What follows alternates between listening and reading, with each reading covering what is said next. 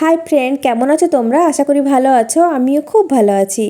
আজ তোমাদের সাথে শেয়ার করব সজনে ফুলের দারুণ সুস্বাদু টেস্টি একটা রেসিপি। আমরা সকলেই জানি এই ফুল আমাদের শরীরের পক্ষে কতটা উপকারী। আমি যেহেতু গ্রামে থাকি, তো বাড়ির আশেপাশে কিন্তু এই গাছ প্রচুর আছে। সকাল হলেই কিন্তু গাছের নিচে ফুলে ভরে যায়। আমি সেখান থেকেই ফুল নিয়ে এসেছি। ফুলগুলো ভালো করে পরিষ্কার করে বেছে বেশ কয়েকবার জল পাল্টে পাল্টে আমি ধুয়ে নিয়েছি। এদিকে নিয়েছি একটা পাত্র, সেই পাত্রে নিয়ে নেব উষ্ণ গরম জল। একদম হালকা গরম যাতে থাকে তেমন জলই নেবে। খুব বেশি গরম জল নিলে কিন্তু ফুলের গুণাগুণটাই নষ্ট হয়ে যাবে। দিয়ে দিচ্ছি লবণ। এই লবণ গোলা জলের মধ্যে আগে থেকে ধুয়ে নেওয়া এই ফুলগুলো আমি চুবিয়ে রেখে দেবো 5 মিনিটের জন্য। এটা করলে কি হবে, ফুলের তিতকুটে ভাবটাও থাকবে না, আর ফুলের মধ্যে যদি কোনো পোকা থেকে থাকে সেটাও কিন্তু বেরিয়ে যাবে। 5 মিনিট পর আমি আরও একবার জল পাল্টে ভালো করে ধুয়ে নেব।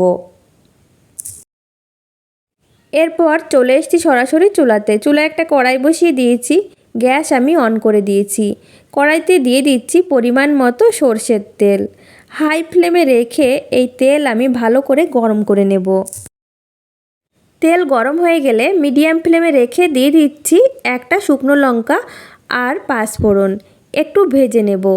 মশলা থেকে যখন সুন্দর একটা গন্ধ আসবে দিয়ে দেব ছোট সাইজের একটা আলু, আমি ছোট ছোট টুকরো করে কেটে নিয়েছি। দিয়ে দেব স্বাদ মতো লবণ আর হলুদ গুঁড়ো। ভালো করে আলুর সাথে মিশিয়ে নিয়ে আমি কিছুক্ষণ ভেজে নেব।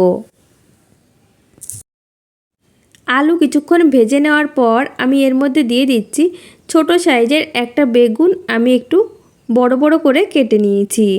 দিয়ে দিচ্ছি দুটো চেরা কাঁচা লঙ্কা। লঙ্কার পরিমাণটা তোমরা তোমাদের টেস্ট মতো দিয়ে দেবে। আমি কিছুক্ষণ ভেজে নেব। বেগুনও আমি কিছুক্ষণ ভেজে নিয়েছি আলুর সাথে। এরপর আমি এর মধ্যে দিয়ে দিচ্ছি এই সজনে ফুল। ভালো করে মিশিয়ে নেব। আমি লবণ দিয়েছিলাম পরিমাণ মতো, তাই আমি আর এর মধ্যে লবণ বা হলুদ কিছুই ইউজ করব না, আর কোনো রকম মশলাও এর মধ্যে ইউজ করব না। ভালো করে মিশিয়ে নিয়ে আমি ঢাকা দিয়ে কিছুক্ষণ হতে দেব, যাতে সব কিছু খুব সুন্দরভাবে সিদ্ধ হয়ে যায়। খুব সাধারণভাবে আমি এটা তৈরি করছি, কিন্তু খেতে অসাধারণ হয়। কিছুক্ষণ পর আমি ঢাকনা খুলে নিচ্ছি। দেখো ফুলগুলো কমে গেছে অনেকটাই, আর সব কিছু খুব ভালোভাবে সিদ্ধও হয়ে গেছে। এখন আমি ঢাকনা ছাড়াই আরও কিছুক্ষণ এইভাবে রান্না করে নেব।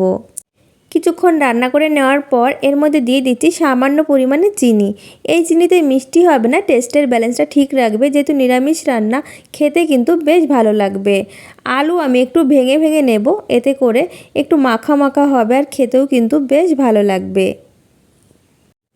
তোমরা চাইলে এর মধ্যে ডালের বড়িও দিতে পারো, আমি দিলাম না। আর একটু টেস্ট করে নেবে লবণ ঝাল ঠিক আছে কি না। আমার এটা একদম রেডি হয়ে গেছে। এখন আমি নামিয়ে নেব। গরম গরম ভাতের সাথে খেতে লাগে অসাধারণ। খুবই সাধারণ একটি রেসিপি, আর খেতে হয় অসাধারণ। তো বন্ধুরা, তোমাদের কাছে এই রেসিপিটা কেমন লেগেছে? এইভাবে একবার ট্রাই করে দেখো, অবশ্যই তোমাদের ভালো লাগবে। আর তোমাদের কাছে আমার এই রেসিপি যদি ভালো লেগে থাকে, লাইক, কমেন্ট এবং শেয়ার করে দিও।